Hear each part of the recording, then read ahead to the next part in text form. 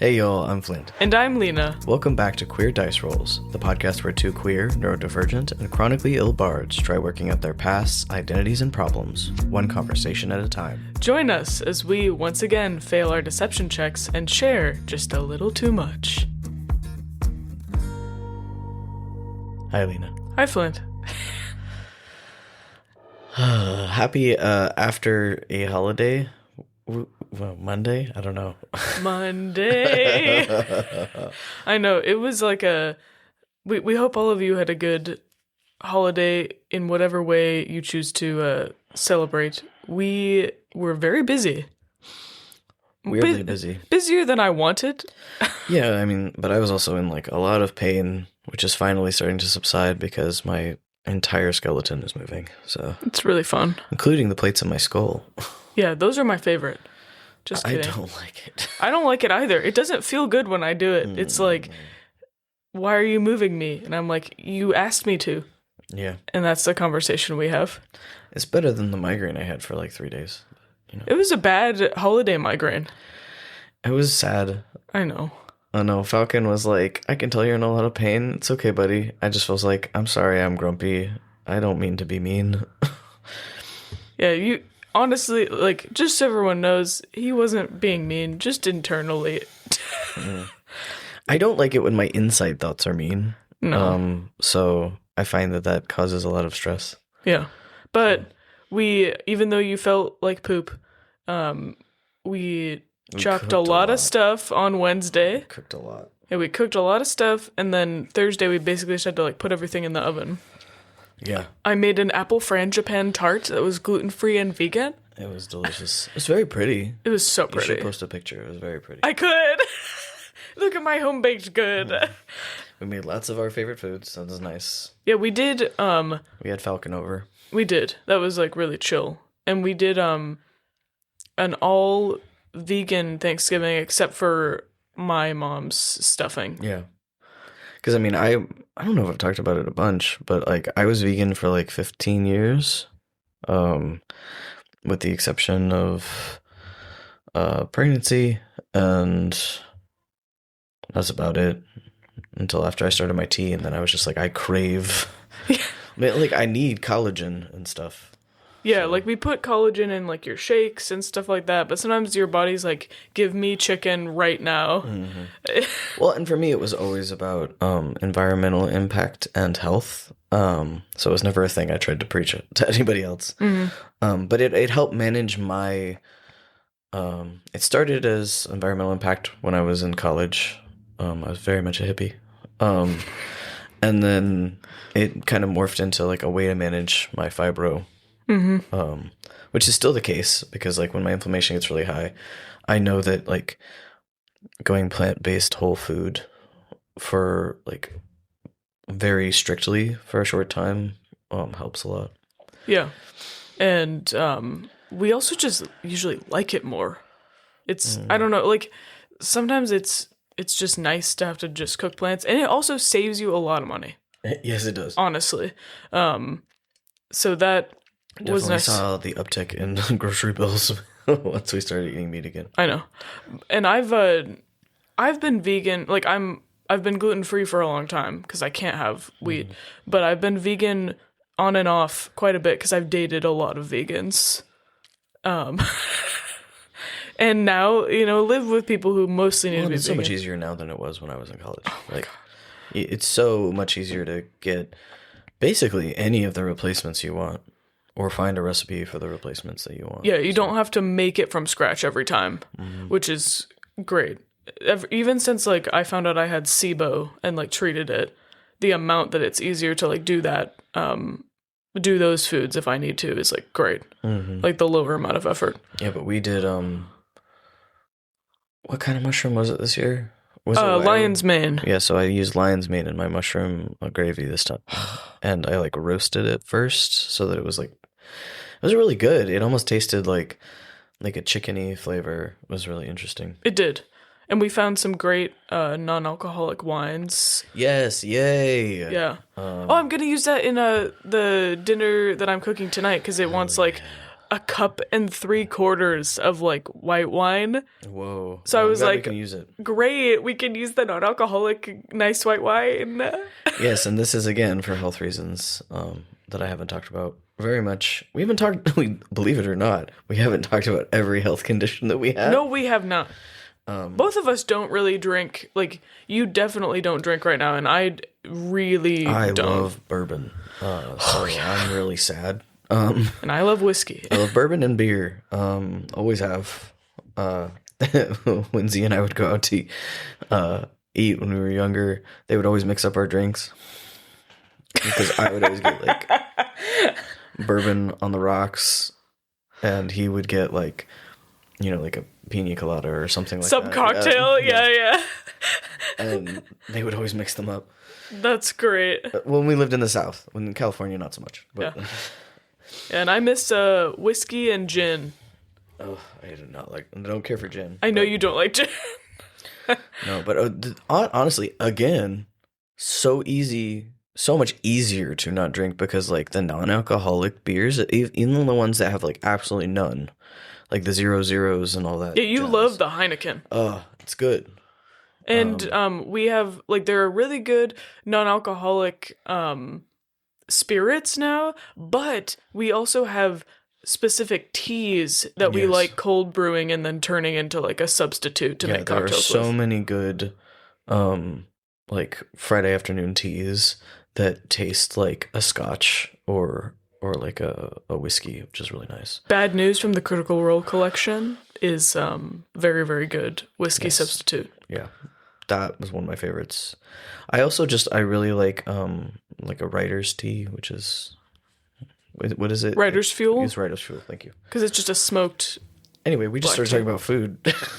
I mean, that's what's on my brain. Like today, I'm cooking a homemade bolognese with a homemade. I've never made a Caesar salad dressing before. I'm so excited. I had like a really severe spaghetti craving. I was like, "Can I please have spaghetti and garlic bread and a salad?" I was like, okay, bet. And so she's just making it all from scratch casually. I'm very excited. I haven't made a bolognese in a while. Not a traditional one like this. So I'm excited. Yeah, but it was really interesting because like I am a good friend of mine gave me a talking to about who's also chronically ill. Gave me a talking to about hey, if you know that eating more works and you know that like this protein like gainer shake is one of the ways that you have more energy and your brain works, and then do it. Why just effing do it. We all need a friend like that, first of all. But so we've decided to try me basically eating, because I don't have a huge capacity. So me trying to eat as much as I can, which ends up being,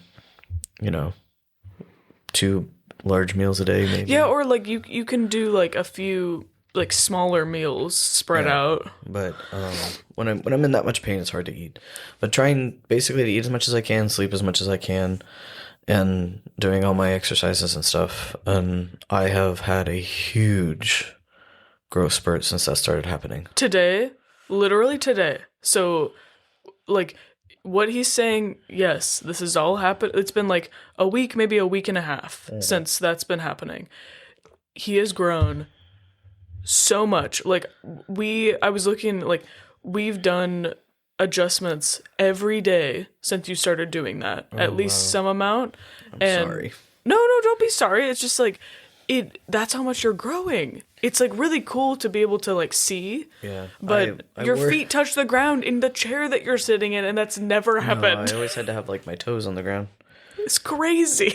Yeah. So it's working so far. Hopefully, I mean, we'll do like updates and stuff, but like it's really different and it's working so far. Hopefully it won't be this like extreme forever. Yeah, I mean, like you're a teenager, so anyone out there who knows a teenage boy, think about how much they eat. That's what we're trying to achieve. But I think some stuff finally moved today where I'm not gonna have trouble walking again, which is nice. Yeah, especially when you go this coming week to your Your special vacation. Yeah, I'm very excited. We're going to the Brandon Sanderson con Woo! not next week, Thursday. Yeah, in a few days. Yeah. So wish me luck traveling. I'm already having nightmares about it. It's fine. No big deal. But it'll be great, and you get to like meet some of your favorite authors, which will be really cool. Brent Weeks is also going to be there. I'm not going to get to like do because it was all like kind of lotto for signing. So we lucked out, and we do have like a slot to get like a Brandon Sanderson's signature, which is great. That's so cool. But Brent Weeks was like filled up. Oh shit! So but we get to go to panels and watch some talk and stuff. So good, yay! Very excited. It should be a good time. It's the three boys, or the three of us, I guess. So. And I will be here sitting, sitting the wee furry one. Yes, sitting the wee furry boy. Wait, you're gonna have lots of friends over though. In theory, yes. One confirmed. And two more slightly unconfirmed, but hoping to confirm. But also, like, I have that autistic thing where if people like say, "Oh, I have to cancel," I'm like, and then I like spend time by myself, and it's okay. You know what I mean? Yes. So I'm looking forward to having some alone time during which I will make a lasagna and other things, I'm sure. Probably get to see actual snow. Can you bring some back for me? I'm pretty sure it'll be water by the time I get back here. No. I'll have to check. I haven't looked yet. I mean, it's Utah. I'm sure there's snow. Like, just take pictures of the snow for me. Anyway, I can't really think of a good transition because there's definitely no snow in Cholt. No, I think we're just like, it's been a weird, it was a weird holiday week, and now we've got these weird 2 weeks where we're back to quote unquote regular routine, but not really because we're going out of town for a little bit. Anyway. And then it's another holiday, and then I'm going on vacation. So it's just like a weird. December's always weird. Yeah, but I think like the beginning usually isn't stressful. Yeah. This we thought this end of the year was going to be like relax and recover time, and we're doing our best. So No. So let's see. In retreating into familiar activities to cope with being dysregulated and stress, on a scale of, I don't know, what's your scale? What? Like the example? Oh, I see. So my scale would be like Animal Crossing to BioShock or Fable 3 replay. Okay. I'm doing Dragon Age Veilguard again. I feel like that's like a 60 out of 100. You know what I mean? Yeah, like I'm at like a 6 or a 7 on my stress level. And I think mine is like Gilmore Girls to Disney Dreamlight Valley, probably. I know. When you told me you tried to open it, I was like, oh no. So I just want to say, I tried to open my save file that I have like 100 hours in. And there's a bug in it right now. It's like a desync bug. I don't know what technology means, so I can't explain it more than that. And I'm trying to get it fixed. And I'm really upset. So you've spent hundreds of hours. Well, I spent like 100 hours in the one on the Xbox, and then 100 hours like in this separate file. So anyway, I'm really upset, and I hope that they can fix it. But I'm on my second rewatch through / listen to Gilmore Girls this fall. Also, we do have to say, given how much I grew this week, opening my Veilguard file again, because I played it last year, basically at this time. Yeah, like last November, December. And I made a character that I was like, I think this is what I'm going to look like. This is before I'd only been on T for like 6 months. And like I was on a lower dose and I was still taking like finasteride and stuff. So like Yeah, that's right. I had just gotten off that, and then I hadn't had my top surgery or anything.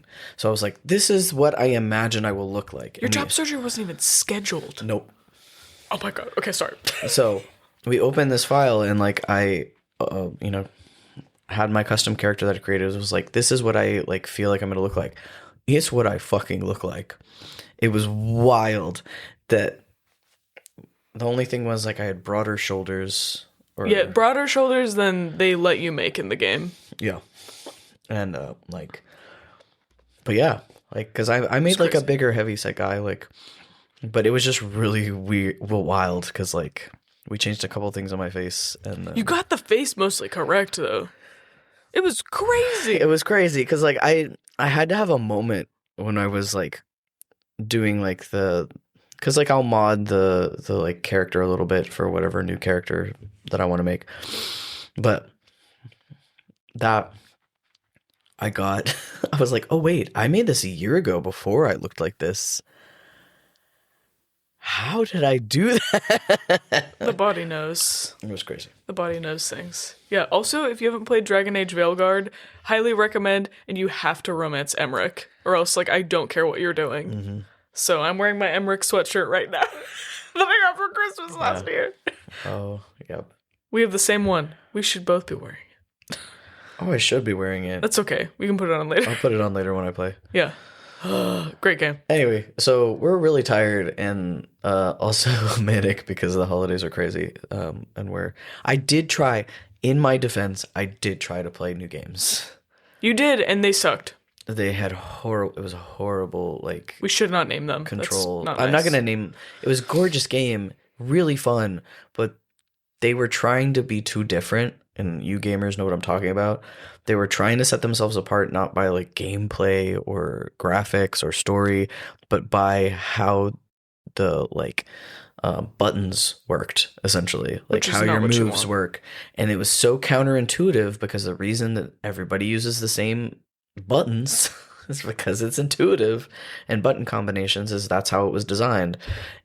My hand started to hurt from like the awkwardness of like trying to do it within 10 minutes. It was so bad. sad. Yeah, it was unfortunate. But that's okay. Now we have Quill Deriva. Derive. Okay. This is a show about Dungeons and Dragons. All right. Well, we've got a few corrections from 2 weeks ago from our last session. Oh, okay. And then we will get back to talking about the Dance of the Seven Winds. But first, A word from our characters. Welcome to our newest segment, Corrections, where we correct anything that we fucked up or forgot. or forgot. Thank you, Mirth. All right, it looks like we just have a few from last session, and we're going to start out here with Quentin. All right, this is a long one, so hang in there. The hags were not made of bones, nor had gem divots in their foreheads. That was the description of the bones they were poking at when Mirth saw them. Yes, it was where Sun Li went to, and obviously he failed at that task too. The hags look like this. Widow Groat is a wizened old hag with gold coins over her eyes and ants crawling in and out from behind them and all over her. Peggy Deadbells is a bloated, pasty hag like a drowned corpse, who wears a necklace of chattering, laughing, and screaming teeth.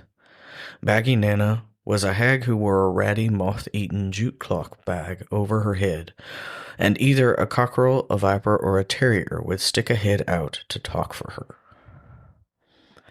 Vecna is not the most powerful lich in the Forgotten Realms, though he might be able to claim that because he isn't even from the Forgotten Realms.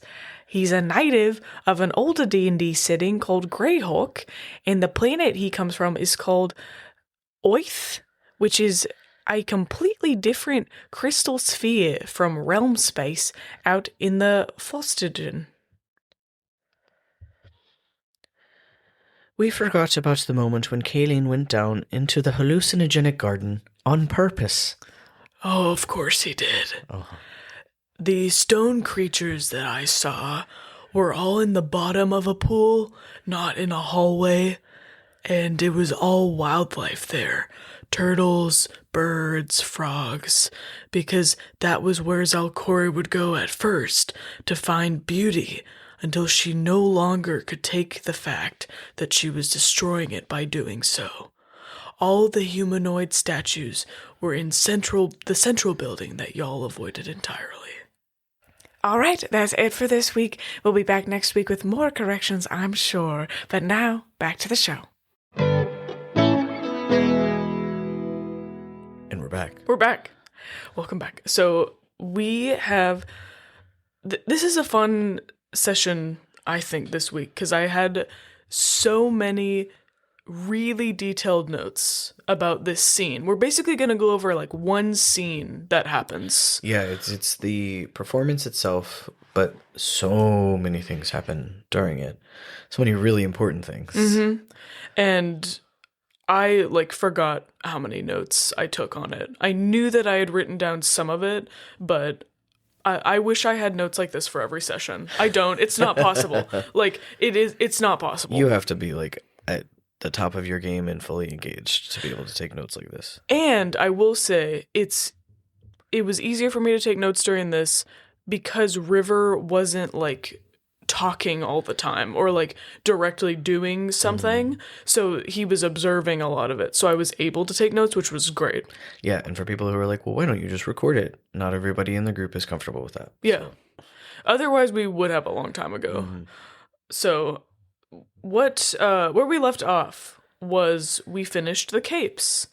So we talked about that last session. We did that huge crafting thing for 2 days. Mm-hmm. And now the capes are ready to lock in whatever power is going to come from the ritual. Yeah, they're basically like kind of in this like stasis waiting for the ritual so that it can absorb the last bit of magic and like finish the creation process, I guess. Yeah, it's like so much more than like, you know, a spell or something like that. It's like, it's huge.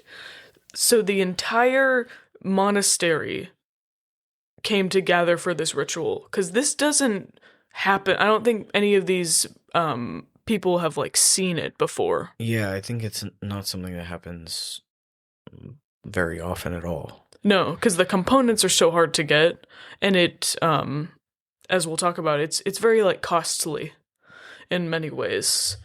So we all went to the lower floor of the monastery that has a big Ubteo design on the floor. Yep. So it's like a big labyrinth maze. Mm-hmm. And the carnival came down. It was really crowded in there.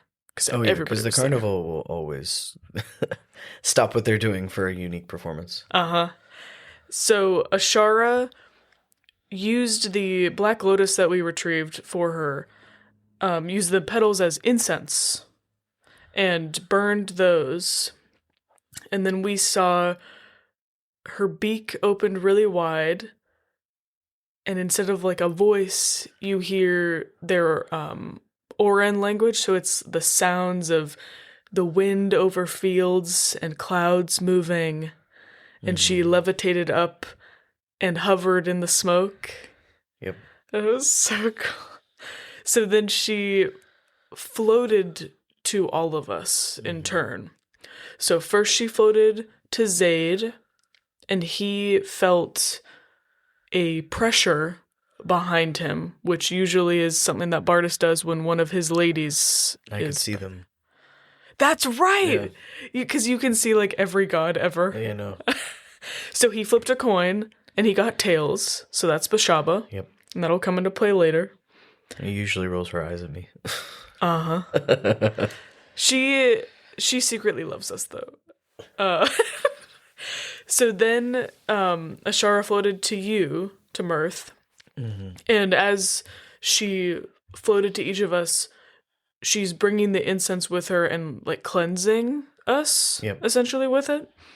So you heard pure bird song from her, similar to your true name, it said, and behind her saw an image of a gold-feathered Aarakocra with silvery skin.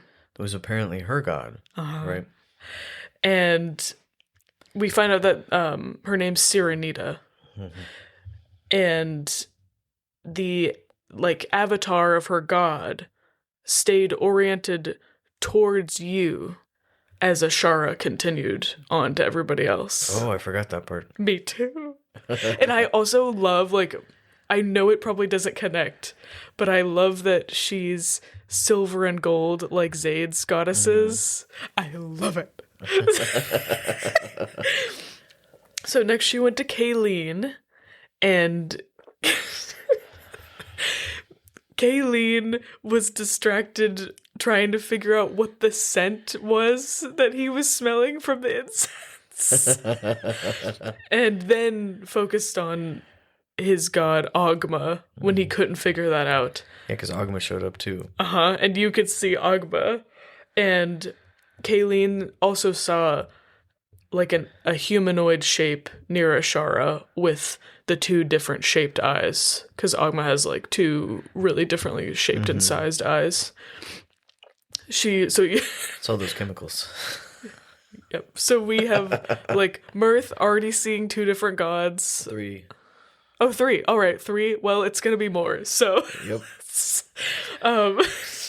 crazy. We still haven't figured out why I can see gods. I know. I would love to know. It would be great. So she floated over to River.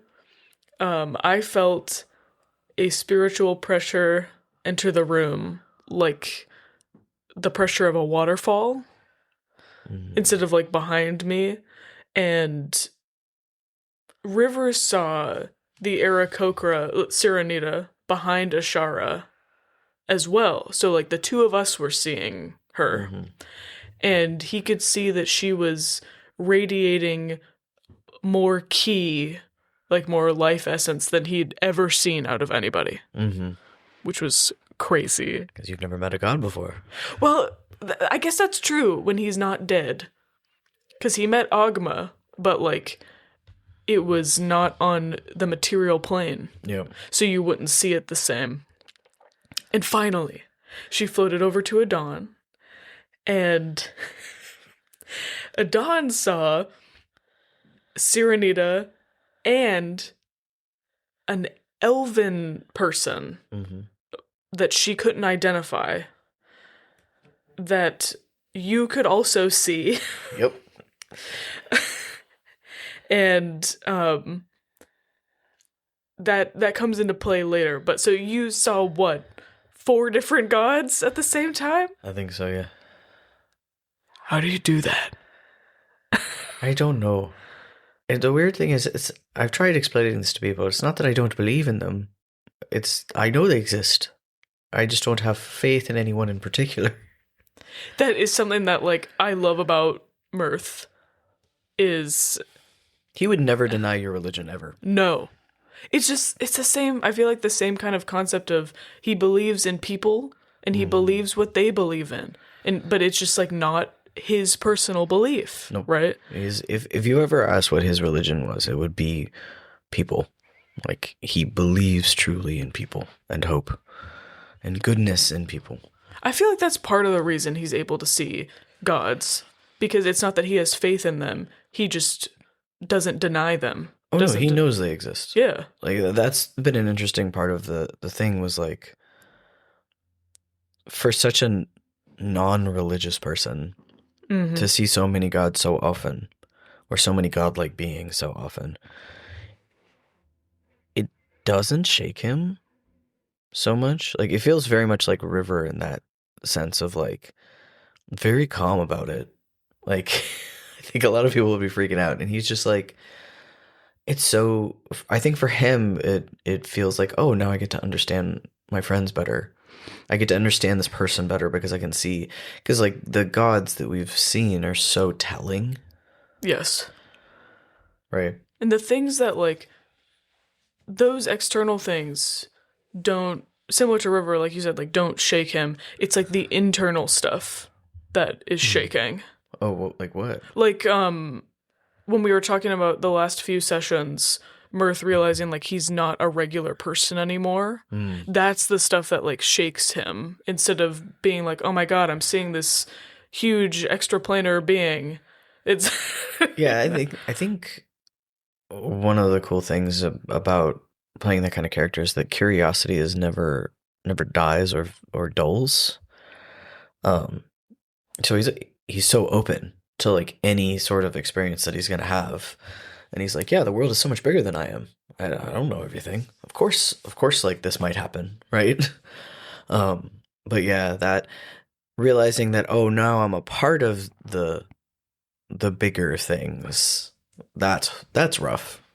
Yeah, and he is about to take a big step with that, which I think is, it's really risky. Like we've been talking about, he does more risky stuff, but it's also, I feel like, in a way, accepting like, okay, I guess I am a part of this bigger stuff. How can I use that? I don't know. It's not as stable as that. I can tell you that much. Like it's very much he feels untethered. And like we've talked about, this group isn't exactly emotionally mature. So nobody, and that's one of the hard things playing a bard that has internal problems, right? Yes. Is nobody can roll an insight high enough. Hell no. To just for passive. Just my passive persuasion deception is at like a 27. Mm-hmm. So nobody can roll high enough for him to like, and he doesn't know that he's falling apart. I knew at this point. I was like, oh dear. Because like, remember like we talked about it a few sessions ago, before all the crafting and stuff, the conversation with Tazium. Yeah. And I think there's about to be another like few big conversations with Tazium, but like he's beginning to find out that what he thought like his childhood wasn't that. And that he was like a problem to be solved, not a person to be saved. So I think all the risks that he's about to take is he's desperate to be useful. Mm-hmm. And to have like an anchor somewhere. And I think his anchor becomes, I'm going to do whatever it takes to keep these people safe. Definitely. Yeah. I was there. It did happen this way. Yeah. So that's, yeah. Go ahead. Also, I just a shout out tangent. God, I would love to play like a session where Mirth and Mercutio are in the same party, because they could roll high enough on the other person. They're like Not the only insight. Maybe. Oh, not for me. You could on him, maybe. No, my wisdom is also low. Are both of our insights bad? That's why, like, the way that I play. That's true. Oh, because River's the only person who Right. has done it like a Yes. few times. You're right. So the way that I play Mirth's low wisdom is that is all that like the lack of wisdom is towards himself. Yes. But he understands other people, so that's why it's like a, I think his wisdom's like a 12 or something. Yeah, I think it's a 12 now. But like it's not horrible, but like he has really good emotional intelligence towards other people, but all that low wisdom is towards himself. Because his wisdom used to be like an 8. Yeah. And it's just gotten raised up a little bit from circumstances. So Thanks, wee ones. yes. Okay, so let's see here. So she cleanses all of us and then returns to the center of the room, and the sound that comes out of her beak is the wind moving over steps, like the like steps in a mountain. Mm-hmm.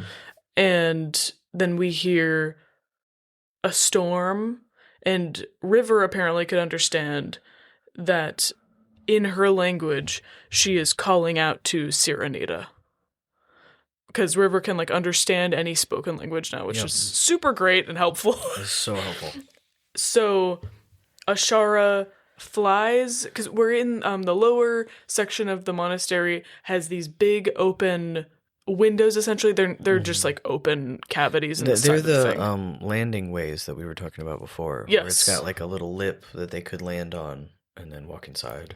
So she flew out of there, and all of the monks who could fly followed. We just went out to the little flight pad, the balcony, and we could hear her singing. River could understand that she was singing like to Serenita to come.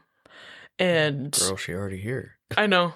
We should have told her. So she does a ballet type dance sequence up in the air, and we saw the people who could see Serenita saw her join and like do the other half of the dance with her, which is so beautiful.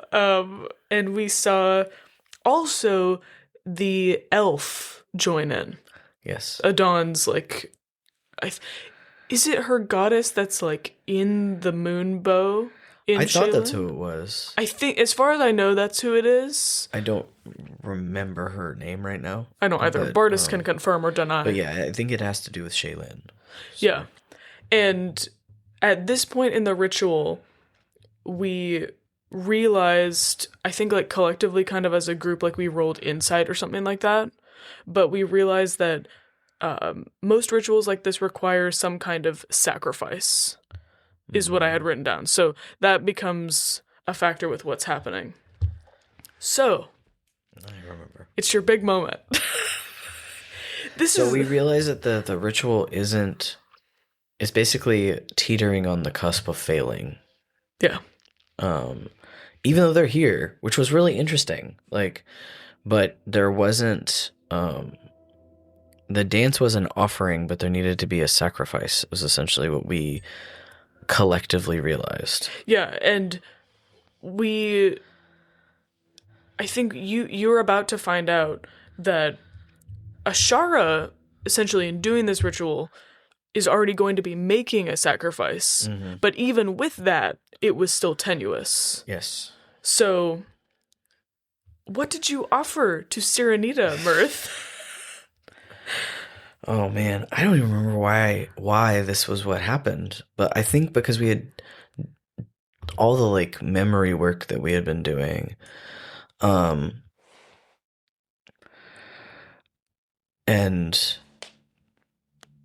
again, Mirth is just figuring out that most of what he remembers of his childhood is a lie, and or it's some twisted truth, and it's just becoming very painful. And so it's just that self-destructive, I'm going to help no matter what. He offers the memories of his mom because he doesn't find them helpful, he finds them painful. Ugh. Because at this point, he doesn't know how he ended up in Tazium's arms. Yeah, not yet. Or starving on the street. But he knows that he remembers a mom that supposedly loved him, and he remembers, I don't know if we've got to this yet, but he had just recovered a memory of her basically they were almost in this tiny coffin space under the ground or in the floor, and she was covering his mouth and holding him quiet while somebody was yelling and destroying upstairs, essentially. And all of it's just really painful. So, like a dum-dum, he offered the memories of his mom. And in response, Serenita says, "That is a powerful sacrifice, young one. Ashara has made her choice. It isn't permanent. She wishes to give you a gift, and that gift requires a trade. If you wish to trade, you may get a boon, but you do not fully understand what you have yet." And I think Mirth probably said something to the effect of, "I usually don't." Would you like to read it? Sure. So, before you read that part, Mirth sees, specifically, the elf goddess and Bashaba both standing with Zaid, which I thought was interesting. And Mirth realized that all the gods here could keep us from taking the ritual energy and putting it into the capes, but also giving this sacrifice that he's talking about without permission may bring about some response from them. So I think he wanted to make sure that Sirenita was going to accept, essentially. Okay. Which I thought was interesting. I was like, I didn't remember this at all.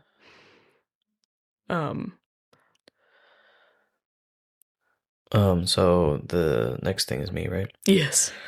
With your permission to take a bit of my essence to use in our future endeavors, I will give up my mother. So I will say none of us see Mirth doing this at all. Everybody was freaking out. I remember Adon was really upset. Yeah, but Bartis was like, none of you see this. Because it's essentially like you're like telepathically communicating with her. And as a side note, Kayleen separately from this interaction pulls out his mechanical pseudo-dragon, George, to ensure that the effects of the cloaks don't need a sacrifice. Like, both of you were like, oh my god, I need to do something. So he's got him out too. So Sirenita floats closer to Mirth, places a silver talon onto your shoulder, I think, and says, that is a beautiful sacrifice, one I will accept, but for a boon. I always thought it was on my head. Oh, well, you're probably right. The problem you're trying to solve was done by choice, and I will not take that from Ashara. In return, you're beginning to see things to take care of those you love. If you wish to explore further, look deeply into how you use those things. You're filling a mold. What you pop out is usable, but learning to make that shape into anything you want is the next step. Start with what you love and practice what you need to explore its limits. And then she said, if this is confusing, speak with Ashara. I look forward to when she can fly again. But until then, learn from her. And I had no idea what the fuck that meant. And after she essentially accepted your gift and then gave you that boon of knowledge, you remembered that you gave something up. But I have no idea what it was. And none of us saw you do it. Uh-huh. It was crazy. Yep. So I don't think anybody knows that I did that. Yep. Yep, it just happened. And so Mirth is the first one to hear that Ashara is essentially giving up her wings for some amount of time. It's not permanent. Yes. But, which I'm really happy for, because it would really be sad if she... And supposedly this is not permanent. Yes. But I don't think I've remembered her yet. I don't remember, because I haven't gone through those notes yet, but... Yep. Bartis, if Mirth has remembered, let us know. I don't think you have. But with that, the ritual comes to an end. Ashara floats down back to the platform without her wings. And because they kind of exploded and then fell down and collected on all 5 of us. And then disappear. All the feathers. So, after this, Zaid feels the presence of, Bashaba still there. And I think Bartis asked him to roll a D100. Which was a pretty normal thing for him to do. He would either be flipping his coin or rolling a D100. Yes. So... on this particular roll, he rolled a 100. Which never happened before. Which is the best result you can have. Because it's up to the dungeon master. If it's a 1 or a 1, all those things. So it's literally the best result. So, Bashaba, in response to that, because he had flipped her on the coin, offered to give us like another boon for our capes. So she said, okay, each of you can choose to lock away a power that you have, like a spell, a feature of your character, something, for the duration of the ritual's effect, which is 3 days. And in return, she will, or for a chance to evolve it. So, based on some rolls that we'll make, we will essentially do what Mirth is doing, but for only 3 days. Like, lock something away, forget that we know it, and then when it comes back to us, it might be different. Yep. So we all do decide to do it. Yeah, because it was a choice. You didn't have to. Zaid locks away the Aura of Protection. Kayleen locks away Experimental Elixir, which is a big deal. Because it was basically like the more important the thing, not necessarily the higher level, the more important to your character, the like bigger the boon potential. Adon locked away a 5th level ranger spell, Freedom of the Winds. Mirth locked away Bardic Inspiration. Crazy. Which limits a lot of things for me. And then River locked away Stunning Strike. So we are all like, all our signature moves are, except Zay didn't give away Smite. Yeah. That would have been, thinking about the fights that we're about to have in the next 3 days, like, would have been crazy if he didn't have Smite. Yeah. But anyway. So we chose to lock away all those things. Like, after a lot of debate, too, we all were, like, talking about, like, what potentially would be the most meaningful. I had a big chart that I was deciding on. Yeah, so did I. Like, we debated that for, like, an hour, maybe 2 hours. It was a really long time. And it's 3 in-game days before we figure out what happens with this. So, like, we're not going to talk about this for a hot minute. Yep. And because it's not like we're like, hey, we wait 3 days. Because why would we do that? We had shit to do. So and we chose to do shit because of what happened with the ritual. The effect, the like normal effect of the ritual is we sprout wings for 3 days that look like Ashara's. Yeah, they look like Ashara's, and we have a fly speed of 30. But it's like, but if we're dashing, we can go 60. And it's you just have them for 3 days. Like, I think the fly spell is usually an hour? Mm-hmm. Yeah, this is dope. It's like 72 hours. It's crazy. This is great. So that happens, and then the cloaks lock in their flight ability. Yeah, so flight speed of 30 feet per round, unique to each cloak. We'll explain. Mm-hmm. And will likely be about an hour total per day of the fly spell. Which is like, I think the normal speed of that is 60 feet around, so then you can dash for 120. Yeah. Which is really nice. And so that like, we weren't exactly sure if those were going to be the specifications, but they are. Mm-hmm. That's what they end up locking in. And with that, like, the rituals ended, and then Mirth goes to talk to Ashara. Yeah, because Mirth does remember being told this, like, unlocking some potential you are, like, mold thing. Mm-hmm. He doesn't know why she told him this, so she left him with that, and he doesn't remember why he gets to, like, have this conversation. But he goes to talk to Ashara, and Ashara recommends that Mirth meditate. Oh, my favorite thing. Yeah, totally. And then we tell Ashara of our plans to go to Omu, and she asks us to tell her if we see and meet Ubteo. Yeah, it was a pretty, like, she was really tired. I remember her being really exhausted, so it was like a pretty short but very important, like, plot point conversation with her. Because I don't remember if we ever figured out what any of that meant. I mean, I, like, meta out of timeline was just thinking about, like, reading that and thinking about the stuff that we know happens with Mirth, It's really interesting that she said that. Like, how would she know? I don't know. It's... Why? Also, why can Mirth see all the gods? I don't know.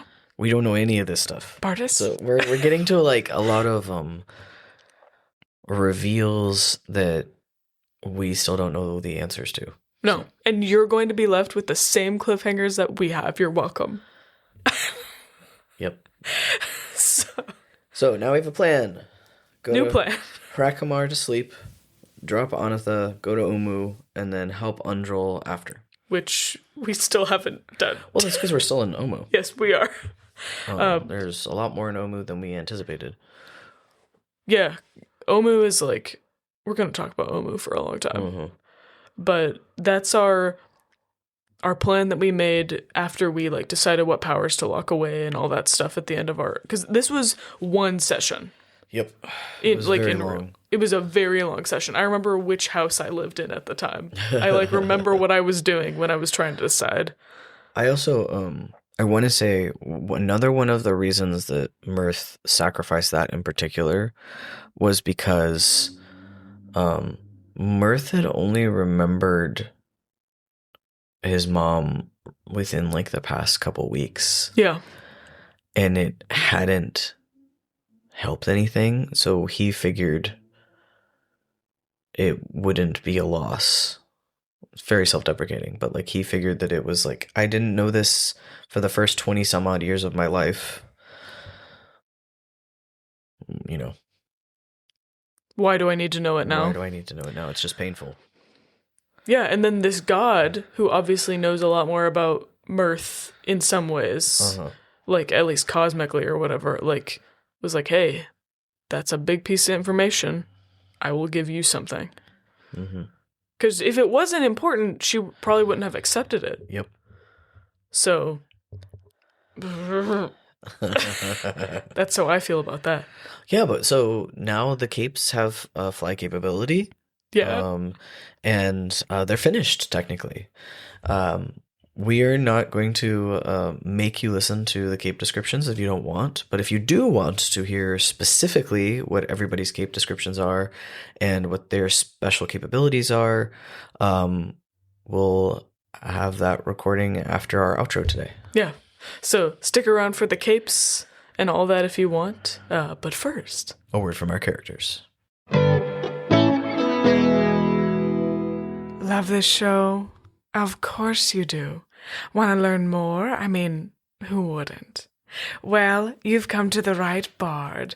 This is Mercutia's Market with your host, me, Mercutia Claudius Titania Banquo Ulysses Falstaff, and yes, I did make the name myself. If you have questions for your wonderful hosts, or me, or anyone else you've heard on the podcast, but mostly me, email us at queerdicerolls, that's ROLES, at Obroris, that's OBRORIS, archives.com. If you wish, you can send these poor, tired queers the funds for their iced oat lattes through our Ko-fi Queer Dice Rolls. Be sure to follow us on all your favorite platforms. If you'd like to peruse these or any other links, check out our Linktree. This week, we want to thank Bartis for always creating such a beautifully detailed world for us. You're gorgeous, and we love you. That's all for now, but I'll be back next week. Ta-ta! You've been listening to Queer Dice Rolls with Flint and Lena. Has your character ever made a significant sacrifice in game? Do you think that things would have gone differently if they hadn't? Don't forget to send us a message on Instagram or Buzzsprout. We'd love to hear from you. The two of us will be back next week with the continuing tale of the Dragon Stunners. But until then, take this inspiration die, just in case. Bye, y'all. The following are the descriptions of the Dragon Stunners cloaks. This cloak was made for Adon Shonadel, Gloomstalker Ranger and wielder of Shaylin. It consists of a shoulder and neck harness with a voluminous hood and a light flowing half cape off one shoulder. The colors blend across an impossible number of shades from black to deep purple without seeming to clash or repeat. The underside of the cape is richly embroidered with a nighttime star-laden sky, where the stars seem to align into constellations. The clasp is forged from a unique alloy and worked into a beautiful image of a starry night over an ocean made from a star sapphire and aquamarine. The alloy itself filling in the moon. When Adon activates flight, the cloak bursts into a pair of raven wings, so blue they appear black. This cloak was made for Kaleen Nimno, alchemist, artificer extraordinaire, and occasional grandpa of the Dragon's Tenors. The colors are natural to the hide, deep crimson fading to vibrant oranges and reds across the scales.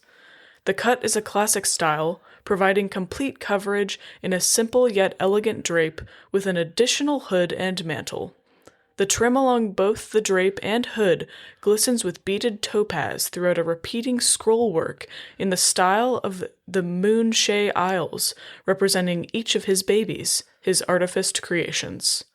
The underside of the cape is festooned with pockets, fasteners, and even hidden places along cunning seams, which provide egress and resting places for each of his babies. Most notably the pocket in the hood for Margot, his first homunculus in the shape of a hummingbird, and the pouch under the mantle across the shoulders, which can hold George, his second larger pseudo-dragon-shaped homunculus. The clasp is forged from a unique alloy and worked into the symbol of Ogma, a blank scroll.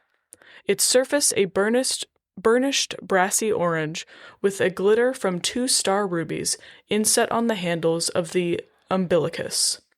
When Kaleen activates flight, the cloak bursts into a pair of adult red dragon wings, the trailing edges singed and charred just like a true adult, but appropriately scaled to Kaleen's size.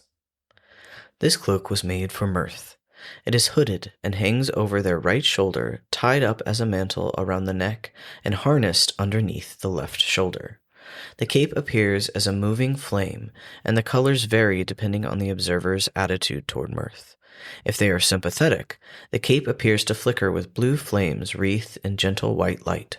If the observer is antagonistic, the cape appears to flicker with red flame wreathed in black shadow.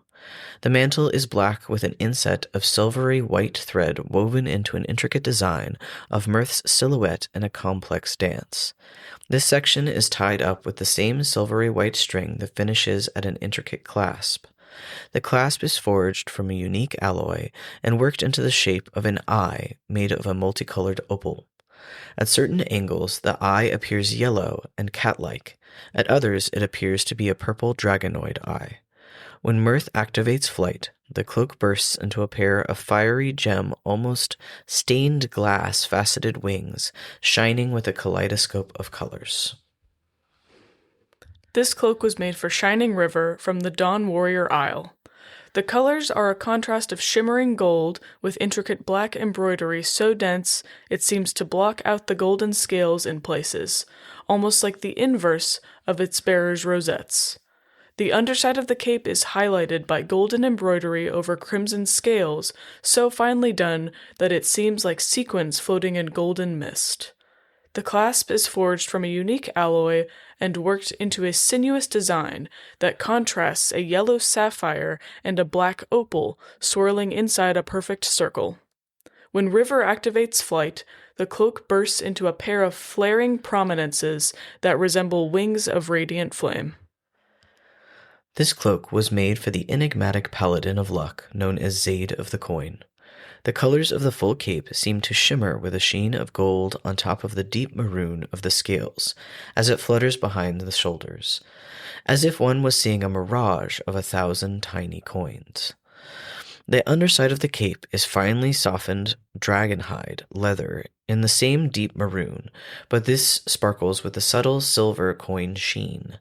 The clasp is forged from a unique alloy and works into a large decorative coin fastened in a frame which allows it to spin freely, which allows the embossed yellow sapphire and opal sides to shine alternately. When Zaid activates flight, the cloak bursts into a pair of Pegasus wings with silver to gold gradient on each feather.